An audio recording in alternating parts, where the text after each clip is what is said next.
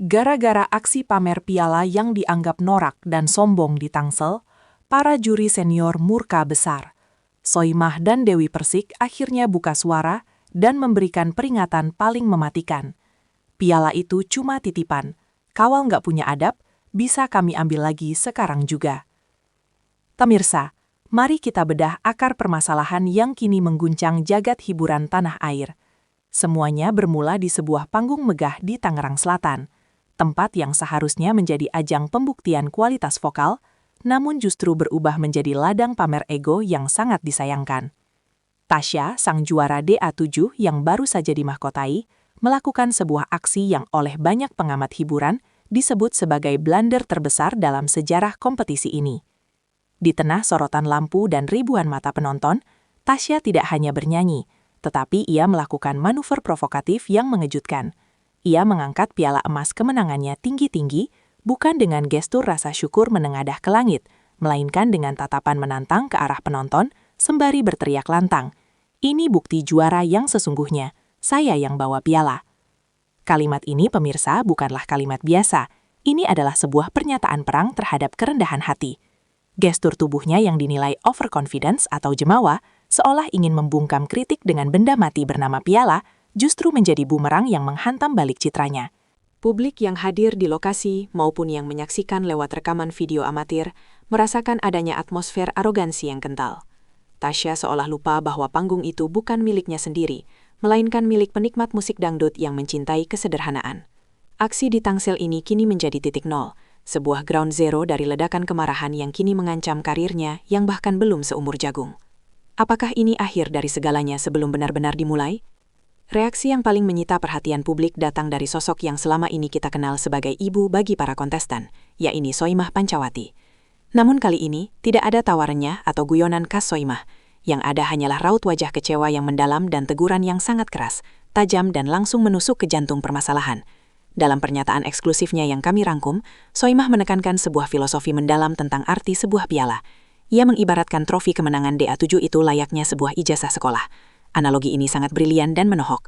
Soimah menegaskan bahwa ijazah atau piala fungsinya hanya sebagai bukti kelulusan administratif dan simbol pencapaian masa lalu, bukan alat untuk meninggikan diri di masa depan. Simpan di lemari, jadikan kenangan, bukan dibawa-bawa sambil teriak-teriak, ujar Soimah dengan nada tinggi. Ia murka karena melihat nilai-nilai luhur yang ditanamkan selama karantina seolah menguap begitu saja saat Tasya menginjak panggung off-air. Soimah mengingatkan bahwa masyarakat adalah juri yang sesungguhnya di dunia nyata. Ketika seorang artis sudah merasa dirinya paling hebat hanya karena memegang bongkahan emas berbentuk piala, disitulah bibit kehancuran dimulai. Teguran Soimah ini bukan sekedar marah-marah, melainkan sebuah kuliah kehidupan tentang etika. Ia secara tersirat mengatakan bahwa vokal yang menggelegar tidak ada harganya jika dibungkus dengan kepribadian yang kerdil. Soimah khawatir jika sifat ini dipelihara, fans yang tadinya memuja akan berbalik menjadi pembenci nomor satu. Ini adalah peringatan lampu merah dari seorang maestro yang paham betul seluk-beluk industri yang kejam ini. Jika Soimah berbicara dari sudut pandang moral dan filosofi, maka Dewi Persik atau yang akrab disapa Mami DP hadir dengan perspektif yang lebih menakutkan, sanksi institusional. Dalam dunia showbiz, Dewi Persik dikenal sebagai sosok yang sangat menjunjung tinggi profesionalisme dan attitude. Kemarahannya kali ini tidak bisa dianggap angin lalu. DP secara gamblang menyinggung manajemen dan kontrak etika. Pernyataan DP bahwa kami menilai vokal, tapi manajemen menilai etika, adalah sebuah kunci rahasia yang selama ini jarang diketahui publik. Ini membuka mata kita bahwa gelar juara DA7 bukanlah hak milik abadi yang tidak bisa diganggu-gugat. Ada klausul tak tertulis tentang menjaga nama baik ajang kompetisi. DP melihat aksi Tasya di Tangsel bukan hanya mempermalukan dirinya sendiri, tetapi juga merendahkan marwah kompetisi DA7 yang telah dibangun bertahun-tahun. Ancaman bahwa piala bisa ditarik kembali yang dilontarkan DP terdengar sangat serius dan memiliki landasan kuat. Ia mengingatkan Tasya dan publik bahwa sejarah mencatat banyak artis besar tumbang bukan karena suaranya habis, tapi karena perilakunya yang minus. DP seolah memberikan ultimatum terakhir, berubah sekarang atau kehilangan segalanya. Peringatan ini menegaskan bahwa posisi Tasya saat ini berada di ujung tanduk. Satu langkah salah lagi, maka manajemen, atas desakan juri senior seperti DP, bisa saja mengambil keputusan ekstrim yang belum pernah terjadi sebelumnya, yaitu mendiskualifikasikan sang juara pasca penobatan demi menyelamatkan citra acara. Di tengah panasnya api kemarahan dari juri senior, Lesti Kejora dan Wika Salim memainkan peran yang berbeda, namun tak kalah mematikan bagi posisi Tasya. Mereka tidak menyerang dengan amarah, melainkan dengan perbandingan yang menyakitkan. Lesti, sebagai ikon keberhasilan jebolan ajang ini, memberikan komentar yang sangat dewasa dan elegan. Tanpa menyebut nama Tasya secara langsung, sebuah teknik komunikasi tingkat tinggi untuk menghindari konflik frontal, Lesti justru memuji kualitas karakter dari rival Tasya, yaitu Valen dan April. Lesti menekankan narasi pamer karya versus pamer piala. Menurut Lesti, juara sejati tidak membutuhkan validasi dari benda mati. Juara sejati terlihat dari seberapa besar karyanya diterima dan seberapa rendah hatinya ia di hadapan penggemar. Dukungan moral ini diperkuat oleh Wika Salim yang menyoroti aspek humble sebagai kunci viralitas positif. Ketika Lesti dan Wika kompak memuji Valen dan April sebagai sosok yang diam tapi menghanyutkan atau sederhana tapi berisi, secara otomatis publik akan membandingkannya dengan Tasya yang berisik dan pamer. Ini adalah serangan psikologis yang telak. Secara tidak langsung, Lesti dan Wika sedang memberitahu publik. Lihatlah, ini loh contoh yang benar, Valen dan April, dan yang di sana, Tasya, adalah contoh yang salah. Dukungan dari Lesti ini sangat berbahaya bagi Tasya karena Lesti memiliki basis massa yang fanatik. Jika Lesti sudah memberi kode keberpihakan pada etika Valen dan April, maka jutaan Leslar bisa saja ikut memboikot Tasya. Pemirsa, mari kita alihkan fokus sejenak ke sisi lain dari drama ini, yaitu fenomena naiknya pamor Valen dan April. Dalam hukum fisika, setiap aksi pasti ada reaksi. Aksi negatif Tasya ternyata menghasilkan reaksi positif yang luar biasa besar bagi Valen dan April. Pasangan kontestan ini kini dielu-elukan bak pahlawan yang terzolimi. Publik melihat kontras yang sangat tajam bak langit dan bumi.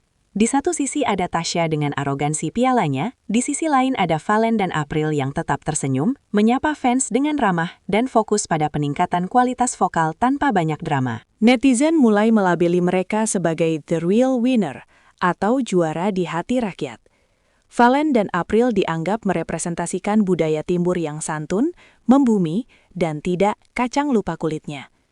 Ketenangan mereka dalam menanggapi situasi, tanpa ikut menyindir Tasya, justru membuat nilai mereka semakin tinggi di mata publik. Mereka tidak perlu berteriak, "Saya juara," karena publiklah yang meneriakan itu untuk mereka. Fenomena ini membuktikan bahwa di era digital saat ini, personal branding yang dibangun di atas kesombongan akan hancur dalam hitungan detik, sementara yang dibangun di atas ketulusan akan kokoh selamanya. Valen dan April kini menikmati limpahan dukungan, followers media sosial yang meroket, dan tawaran manggung yang mungkin akan segera melampaui sang juara resmi. Ini adalah ironi terbesar dalam kompetisi ini. Memegang piala belum tentu memegang hati masyarakat. Jangan pernah remehkan kekuatan jari netizen Indonesia. Apa yang terjadi di kolom komentar akun resmi DA7 dan akun pribadi para artis terkait bukan lagi sekadar kritik, melainkan sebuah demonstrasi digital berskala masif. Tagar hashtag copot gelar Tasya dan hashtag Valen April juara sejati bukan sekadar tulisan, itu adalah manifestasi dari kekecewaan kolektif. Kami memantau ribuan komentar yang masuk setiap detiknya, dan 90% diantaranya bernada negatif terhadap Tasya. Publik merasa dikhianati. Mereka yang dulu mungkin mengirim SMS dukungan untuk Tasya, kini berbalik arah menuntut refund atau pengembalian dukungan. Narasi yang dibangun oleh netizen sangat jelas. Kami tidak butuh idola yang gila hormat. Mereka menuntut pihak stasiun TV untuk peka terhadap suara konsumen. Netizen membandingkan attitude Tasya dengan legenda-legenda dangdut masa lalu, memperlihatkan bahwa Tasya belum layak duduk di singgasana juara. Tekanan publik ini menciptakan bola panas yang liar. Jika stasiun TV mengabaikan suara jutaan netizen ini, rating acara masa depan bisa jadi taruhannya. Netizen kini bertindak sebagai juri kehormatan yang memiliki kuasa untuk memboikot. Komentar-komentar pedas seperti, "Buat apa suara bagus kalau hati busuk?" atau "Piala itu cuma besi, Valen April punya emas di hati," terus membanjiri lini massa, menciptakan persepsi publik bahwa legitimasi kemenangan Tasya sudah cacat secara moral, meskipun sah secara administratif. Situasi semakin genting dengan munculnya gerakan yang lebih terorganisir, yakni petisi online. Ini bukan lagi sekadar komentar lepas di Instagram, melainkan sebuah dokumen tuntutan resmi dari masyarakat. Petisi yang berjudul "Cabut Gelar Tasya Berikan pada Valen dan April" telah ditandatangani oleh ribuan orang dalam waktu singkat. Kami telah mewawancarai salah satu inisiator gerakan ini, seorang ketua komunitas penggemar, yang menyatakan bahwa petisi ini adalah bentuk cinta mereka pada musik dangdut. Mereka tidak ingin musik dangdut diwakili oleh sosok yang arogan. Dalam petisi tersebut, mereka menjabarkan poin-poin pelanggaran etika yang diduga dilakukan Tasya, mulai dari gestur tubuh, ucapan provokatif, hingga kurangnya rasa hormat pada senior. Petisi ini menjadi alat penekan yang sangat kuat bagi pihak penyelenggara. Ini menunjukkan bahwa fans Fallen dan April bukan hanya sekedar penonton pasif, tetapi mereka adalah basis massa militan yang siap berjuang demi idola mereka. Mereka menuntut keadilan substansial.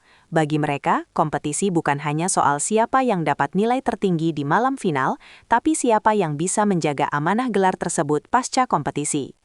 Gerakan ini menjadi preseden buruk bagi Tasya, karena dalam sejarah ajang pencarian bakat di Indonesia, jarang sekali ada juara yang didemo oleh publiknya sendiri sedemikian rupa untuk turun tahta. Berdasarkan informasi valid yang berhasil dihimpun oleh tim investigasi kami dari sumber orang dalam, insider, kepanikan sebenarnya sedang terjadi di balik layar. Kabarnya, pihak eksekutif produser dan manajemen DA7 tengah menggelar serangkaian rapat darurat atau crisis meeting. Topik utamanya tunggal, evaluasi status Tasya. Isu ini sangat sensitif. Pihak penyelenggara berada dalam posisi dilematis. Di satu sisi, mencabut gelar juara adalah skandal besar yang bisa mencoreng kredibilitas sistem penjurian mereka sendiri. Namun di sisi lain, mempertahankan Tasya yang terus-menerus dihujat dan diboikot publik juga berisiko merusak brand image jangka panjang acara tersebut. Kabar burung menyebutkan bahwa manajemen sedang meninjau ulang kontrak klausul tentang menjaga nama baik. Jika aksi Tasya di Tangsel dikategorikan sebagai pelanggaran berat terhadap klausul tersebut, maka pintu pencabutan gelar terbuka lebar. Sanksi bisa bertahap, mulai dari pembekuan aktivitas, skorsing, pencabutan fasilitas juara, hingga yang terburuk, pengumuman resmi pencabutan gelar. Suasana di internal manajemen dikabarkan tegang, dengan perdebatan sengit antara kubu yang ingin memberi kesempatan kedua dan kubu yang ingin tindakan tegas demi memberi efek jera dan memuaskan tuntutan publik serta juri senior. Mari kita bedah secara mendalam dari kacamata industri hiburan. Mengapa kasus ini meledak? Karena industri hiburan Indonesia memiliki karakteristik unik. Penonton kita sangat emosional dan mengutamakan rasa kekeluargaan. Seorang artis di Indonesia tidak bisa bertahan hanya dengan modal suara 7 oktav jika ia gagal merebut hati ibu-ibu di rumah. Soimah dan Dewi Persik paham betul hal ini.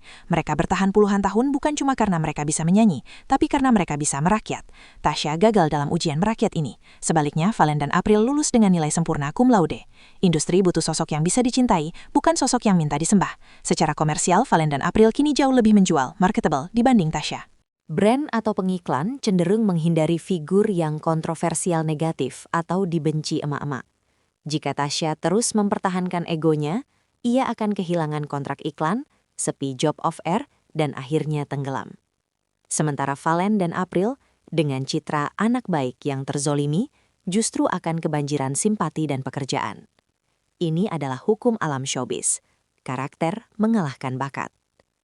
Pihak label rekaman pun pasti sedang menghitung ulang kalkulasi bisnis mereka, melihat tren sentimen publik yang sangat timpang ini.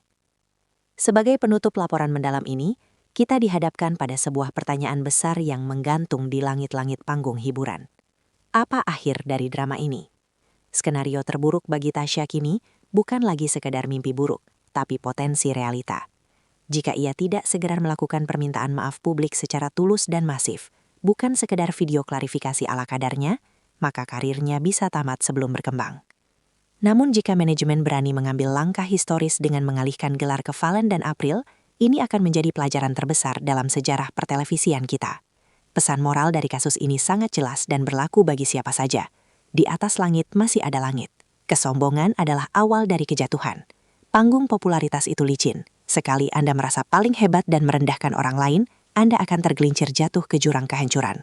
Kasus Tasya vs Fallen/April ini akan dikenang sebagai studi kasus tentang pentingnya attitude bagi seorang public figure. Kita tunggu, apakah keadilan versi publik akan terwujud, ataukah industri akan memaafkan Tasya?